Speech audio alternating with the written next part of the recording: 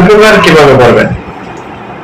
একজন সাহায্য প্রার্থী বা একজন রোগী বা একজন অনাথ, তাকে আপনি সাহায্য কিভাবে করবেন? সিম্প্যাথি, দয়ার মাধ্যমে। দয়ার মাধ্যমে করেন তাহলে আপনি মানসিক তৃপ্তি পাবেন। ওই সময় যতটুকু আপনি আত্মতৃপ্তি পাবেন এইটুকুর মধ্যেই আপনার শেষ হয়ে যাবে।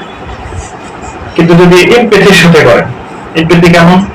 যে ওই যে সমস্যাটাতে সে ভুগতেছে, ওই জায়গায় যদি নিজেকে কল্পনা করেন যে সমস্যাটা যদি আমার হইতো, এই মুহূর্তে যদি আমি ওই জায়গায় থাকতাম আর সমস্যাগ্রস্ত ব্যক্তি যদি আমার জায়গায় চলে আসতো, তাহলে আমি কিভাবে এই জিনিসটার সাহায্য চাইতাম। এরকম ভেবে যদি আপনি তাকে সাহায্য সহযোগিতা করেন, তার পাশে আসেন এমপ্যাথির সাথে, ওই সমস্যাটাকে নিজের মনে করে, নিজের মতো কল্পনা করে যে ওই জায়গায় আমি থাকতাম, এইভাবে কল্পনা করে যদি আপনি তার উপকার করেন, তাহলে এই উপকারে আপনি তৃপ্তি পাবেন। আমার এটা স্থায়ী হবে, এই তৃপ্তিটা আপনার স্থায়ী হবে।